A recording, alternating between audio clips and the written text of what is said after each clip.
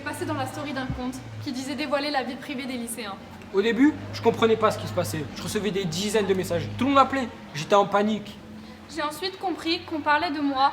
À Skip, c'était ma vie privée. On m'avait affiché, comme beaucoup d'autres, devant plus de 350 personnes. Les informations étaient fausses. Aucune preuve n'était apportée. Si t'as Insta, t'as pu voir qu'un compte gossip s'est créé concernant notre ville. On pouvait voir apparaître les noms de plein de personnes du lycée. La page a d'abord cumulé plein d'abonnés en les faisant rire, puis tout a viré au fiasco. Le temps a commencé à balancer des propos beaucoup plus forts et beaucoup plus trash. Il ou elle s'amusait à diffamer la vie privée des lycéens pour récolter le maximum de vues. Tout le monde commençait à s'abonner pour rester à l'affût, avec la peur de se faire afficher, la peur de se faire humilier. Le harceleur faisait en plus chanter ses victimes à la recherche de ragots de plus en plus sales. En 48 heures, on est passé de la rumeur à la calomnie, de la blague au harcèlement. Dites à tout le monde ce que l'auteur de cette page fait vraiment.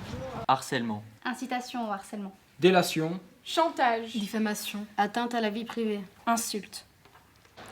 C'est simple de partager des choses via les réseaux. C'est simple de balancer des noms, des rumeurs. Mais derrière chaque nom, chaque compte Insta, il y a des vraies personnes, des humains, nous. Avec nos sentiments, nos souffrances, nos qualités, nos galères, nos faiblesses. Ces mots qui fusent comme des balles, venus nous blesser, uniquement pour faire du like. Ça ne peut s'arrêter que si on décide. Nous avons les cartes en main et c'est à nous de les mettre en jeu. Vous connaissez tous les délits qui ont été commis par l'auteur de ce compte, et les dégâts que cela provoque aussi. Alors si toi aussi tu as été touché, toi, victime de cet individu, va porter plainte. C'est important. Et parle-en.